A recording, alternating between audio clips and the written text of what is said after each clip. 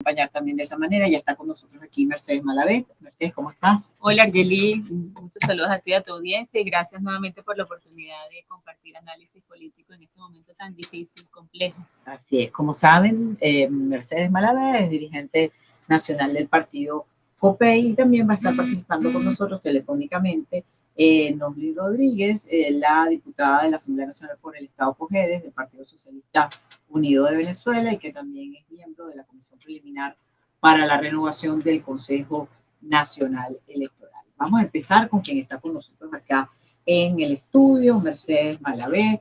Mercedes, y quisiera arrancar el análisis evaluando acerca, o sea, tu apreciación, tu perspectiva política acerca de lo que ha sido esta estrategia internacional del diputado Juan Guaidó. ¿Cómo crees que pueda de alguna manera aportar a la situación política actual del país? Mira, he leído muchos análisis sobre la gira de Guaidó, también hemos visto el despliegue mediático, el recibimiento que ha tenido en tantos países y de altos mandatarios. Guaidó es reconocido como el presidente de la Asamblea Nacional, como un diputado que recoge el liderazgo opositor en Venezuela.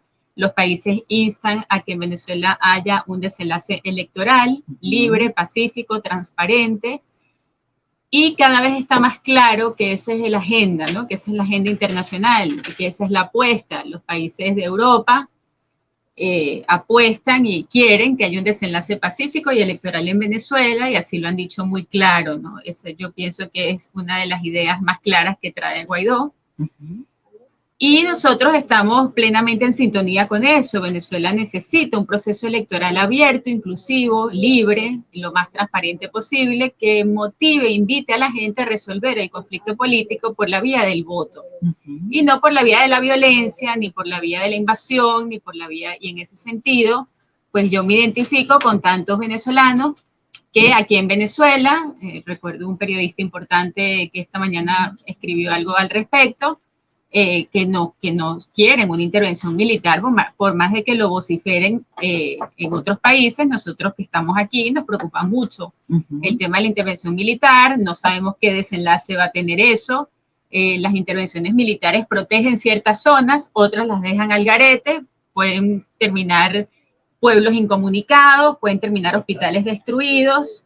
Sobre todo Venezuela, país petrolero, pues el ejemplo de Irak lo tenemos muy, muy claro, ¿no? Por defender los intereses económicos, pues se dejan por fuera otras poblaciones que ya están sufriendo mucho, están siendo amenazadas, están bajo control de grupos irregulares, y eso se puede incluso acentuar si hay una intervención militar. Por otro lado, no resolvería el problema político, la confrontación política seguiría, las divisiones, por ejemplo, que hemos visto a lo interno de la oposición, también puede ser que continúen, con lo cual no vemos que la intervención militar tenga ningún tipo de salida, sino más bien entrada a algo peor, ¿no? Sí.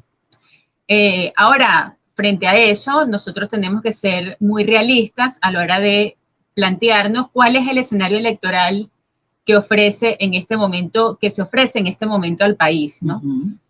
Y de esos escenarios, pues el más probable, basado en los hechos que vemos que están ocurriendo desde el mes de diciembre o desde enero, pues vemos unas elecciones convocadas casi que llevándose por delante cualquier tipo de garantía, un CNE que debería nombrar la Asamblea Nacional, pues cada vez vemos menos esa posibilidad. El nombramiento del CNE por parte del TCJ es una ilegalidad, viola la Constitución. Si hay una omisión legislativa, lo lógico es que el TCJ trabaje para superar esa omisión legislativa, no para anular a la Asamblea Nacional. Por otro lado, vemos una mesa de diálogo nacional que con las mejores intenciones lleva varios meses y los avances son muy pocos, por no decir nulos, como piensan muchos venezolanos. Nosotros somos cercanos a esos partidos, hemos compartido estrategias políticas con ellos, pero en este momento coincidimos en la idea de que no han logrado, el gobierno no ha cumplido con las cosas que le garantizó a esa mesa, y que por el contrario pareciera que sabotea, porque al sentarse en una Asamblea Nacional sin quórum, con diputados que juramentan al tercer y cuarto suplente cuando los otros están perfectamente habilitados para para gobernar, etcétera, pues está llevándose por delante incluso los esfuerzos de esos partidos que, repito, compartimos con ellos la estrategia política. ¿Qué más vemos? Ilegalización de partidos. Además, si los legitiman, los van a legitimar bajo sospecha, porque los van a legitimar con directivas que no son las auténticas, los van a legitimar después de un procedimiento muy deplorable el 5 de enero en la Asamblea Nacional. Por lo tanto, esos partidos, si es que los legalizan en manos de personas que tienen el cuestionamiento por la forma como han hecho las cosas desde que se juramentaron en la Asamblea Nacional, tampoco le dan garantías a los venezolanos de unas elecciones limpias y transparentes. Por lo tanto, el escenario probable lo vemos muy negativo, muy contrario a la participación electoral de la gran mayoría de los venezolanos que sabemos que quieren un cambio democrático. Y frente a esa alternativa, pues no sabemos qué va a anunciar la Asamblea Nacional presidida por Juan Guaidó, cuáles van a ser las próximas acciones. Sabemos claramente que el requerimiento, el mandato de la comunidad internacional es hacer elecciones, pues lo lógico es que, como dice el padre Virtuoso, Guaidó encabece un llamado a la participación en las elecciones parlamentarias. Fíjate, Mercedes, que justamente se actuaron un trabajo informativo bien interesante, el colega Eugenio Martínez, el fin de semana.